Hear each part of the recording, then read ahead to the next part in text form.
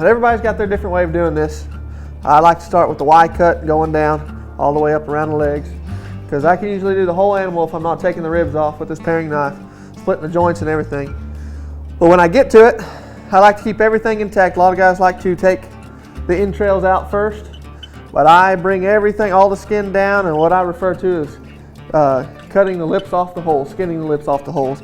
Keep the tail intact and everything, and then I can get back to the entrails at a later time and take them out through the inside. So I'll go ahead and get started with the Y, what I call the Y cut. And a lot of people also like to gut it before skinning, but I like to do it the other way because to me it keeps everything messy till the end.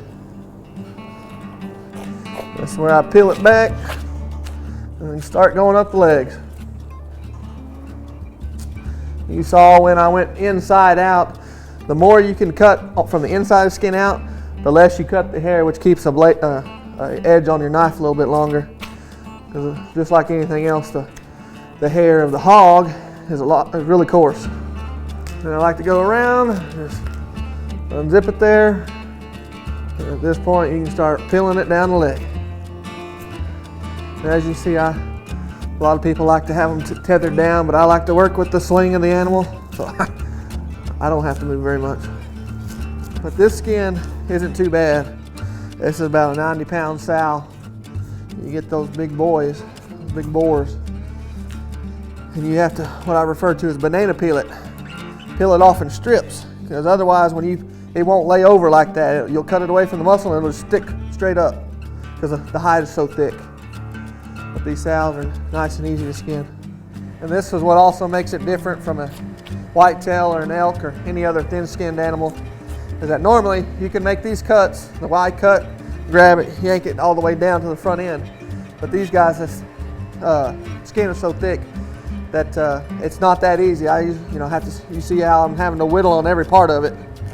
Now there are certain sizes, smaller guys, that you get it past the tail and you can rip it down the back. But not this guy or girl. But I'm almost to the part where I talked about skinning the lips off the holes.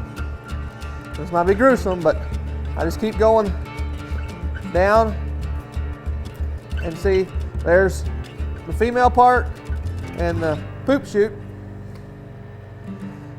And now I'm down to the tail. See, I just split the tail right there. And all the nasty stuff stays inside, and everything else is connected to the skin, the tail's still connected, and you just keep on going. Now I'm going to go back to this side and whittle it down a little bit and see if I can pull it down at all. But I doubt I get it too far. Roll it up a little bit to get some grip. Oh. And I'm a pretty good sized boy, and I'm still not getting too far. Ugh. Pretty much the most time consuming and difficult part is all right here. You get to the ribs and it goes pretty fast. All right, now we're getting to the front shoulder. You can start to see part of that shoulder blade right there. So it's a good part. You don't keep going with that skin because you'll end up cutting a lot of your front shoulder meat off. So what I've learned is when you hit that scapula, then you cut straight down. It comes with a lot of practice to find when you get that part, but if I'd continued following that body, I would have cut all this meat off right here. And then I just continue straight on down the side of the leg. Because here in a minute, I'll go down and split this joint. And I'll do the same thing to the other side. All the way down to that bottom joint. While splitting this joint, there's a knob you can feel right here, this little knot. You go just to the top side of it, cut all the way through. You cut all them tendons and ligaments real good, and it just pops right out. So you can leave the hoof connected to the skin, and you don't have a bunch of parts to deal with. And right when I get past these shoulders, on a pig, just like most people know, they don't have much of a neck. So when you get right past the shoulder, you can go ahead and cut all the way down to the spine. And this particular pig was shot in the neck to minimize the tracking job. So it doesn't look like I'm going to have to work too hard to get it to come off. So you got the skin, the head, the hooves all still connected. Get back up here to the entrails. Now this is where my little knife comes in handy. I get in here in that canal going through the pelvis.